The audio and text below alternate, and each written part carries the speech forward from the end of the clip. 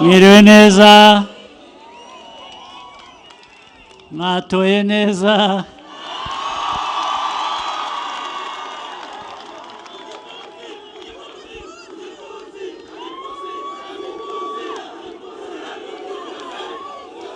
reka mu makanya gato nagira ngo mbanze nshimire abo turi kumwe hano, ari Vice Chairman wa RPF, Secretary General wa RPF,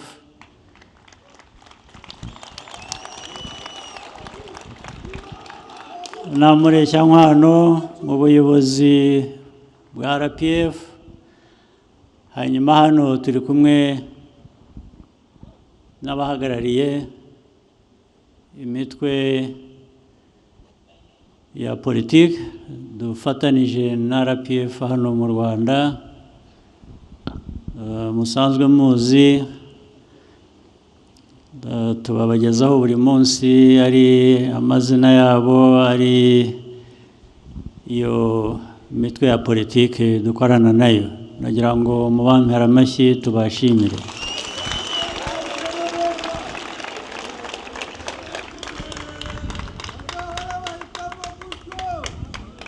Buriya muri ariya majwi huzuyemo RPF n'ayabo dufatanije abamvuga.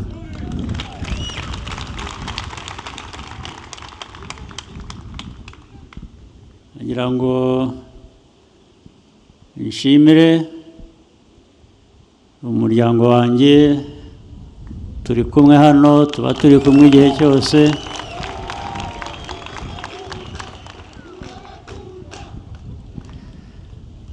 Tugendana hamwe namwe hose mu gihugu aho twagiye twiyamamariza.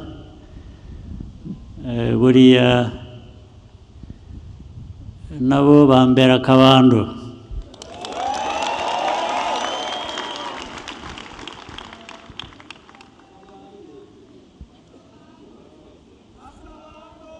By'umwihariko rero ndagira ngo mbashimire mwese abari hano, nubwo ndetse abari hano ni bake nabashoboye kuza, ariko ndahera kuri mwe mbashimire ukuntu mwatubaye hafi muri byose, ndetse ikibanze mwabaye hafi cyane mu guca urubanza runguru twabwirwaga.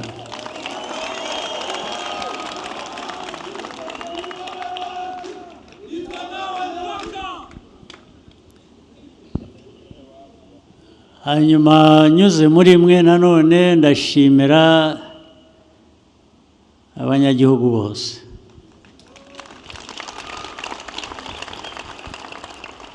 Ariko n'ubu abadukurikira ndabibibwiriye bumve ko mbashimiye cyane cyane.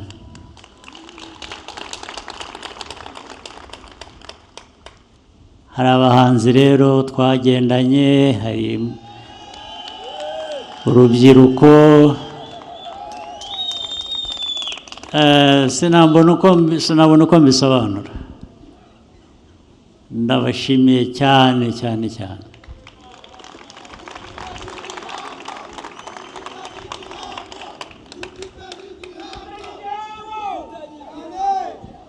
Mbishyize mu buryo bw'ubuzima bw'abantu, bw'umuntu nanjye bundeba, iki gikorwa cy'amatora, cyo kwiyamamaza twabanje, cyo gutora, noneho nibyo bitugaragarije bimaze gusohoka, bivuze mu buzima bw'umuntu ikintu gikomeye. bivuze icyizere mbashimira.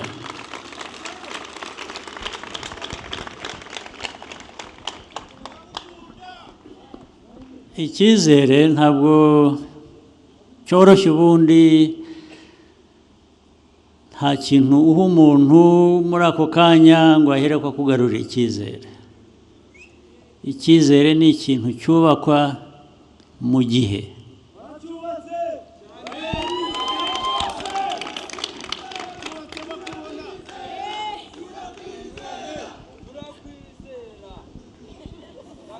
Niba mujya mwitegereza kandi kubera icyo cyizere y'imyaka yose tumaranye n'ibikorwa byinshi ndetse rimwe na rimwe kenshi bigorana,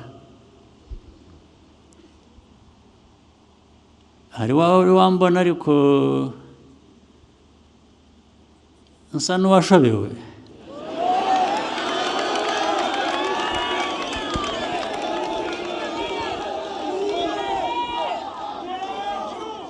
Ntabwo njya nshoberwa na busa.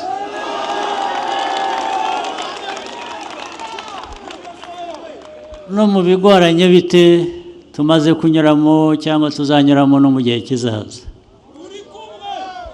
impamvu niyo ngiyo, ni cya cyizere navugaga. Mba nizeye ko ndi bufatanye namwe ikibazo icyo ari cyo cyose tukagikemura.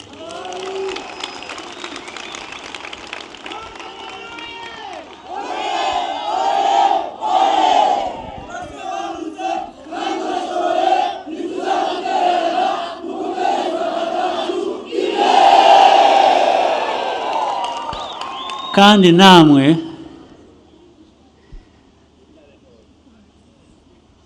ukuntu mwitabira ubutumire mu bikomeye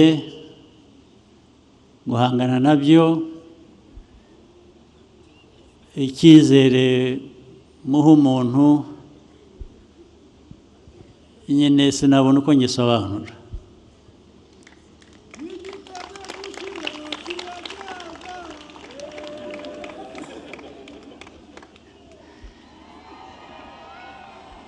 Naho iriya mibare yerekanaga ni hejuru cyane,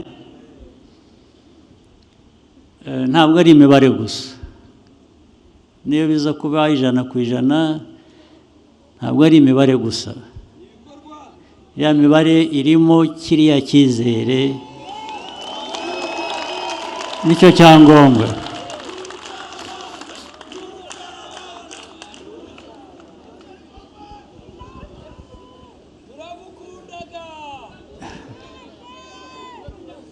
Rero ndumva ntari butinde cyane, nzabona undi mwanya n'ubundi wo kubashimira, ariko ntabwo nari kurara ntabashimiye kuri uyu munsi twakoze iki gikorwa.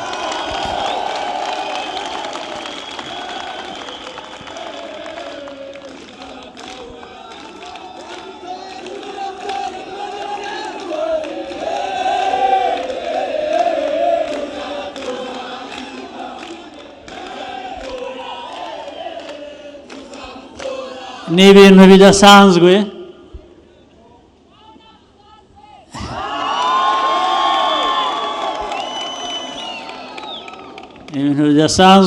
niyo mpamvu abenshi batabyumva bakabinenga, ariko bigakomeza ahubwo bikiyongera.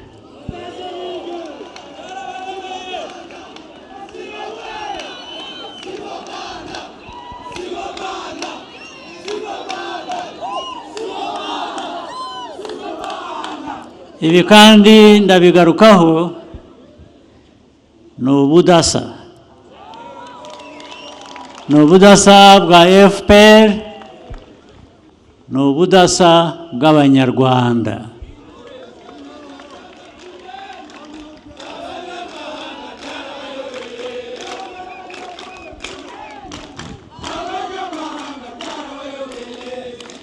Ndabashimira rero nk'Abanyarwanda, ndabashimira nka FPR ituri imbere, mu bitekerezo, mu bikorwa, mu ngiro ya politiki. Ndashimira urubyiruko mwebwe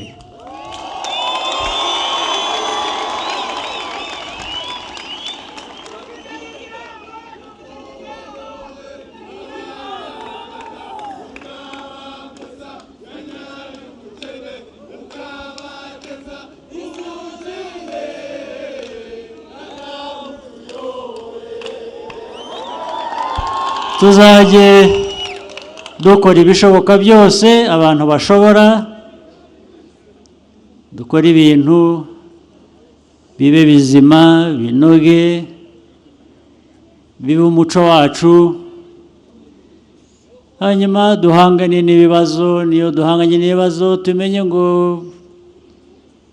nitwe bireba kandi twese hamwe. Ntabwo ureba umwe ngo uvuge ngo niwe wateye ikibazo cyangwa ntibindeba. Turafatanya tugahangana n'ibibazo byo dushoboye gukemura tukabikemura, ibidashobotse muri uwo mwanya tukabyubakira izindi mbaraga zishobora gutuma tubinyuramo.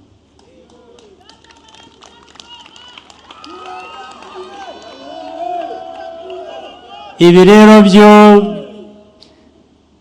by'amatora ubu nabara ko tubirangije bigiye inyuma yacu.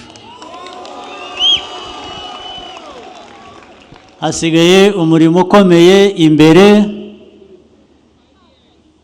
ka kazi biriya noneho tugera mu matora kugira ngo tubikore inyungu ku banyarwanda ziboneke. Sibyo? Reka rero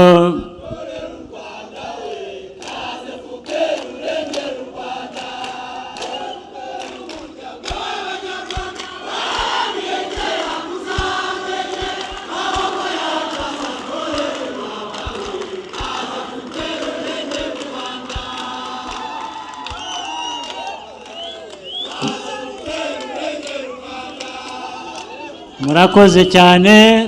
Tuzongera dushaka undi munsi tuganire, twishime, ariko byose tubikora dutekereza akazi kari imbere tugomba gukora. Murakoze cyane, ijoro ryiza.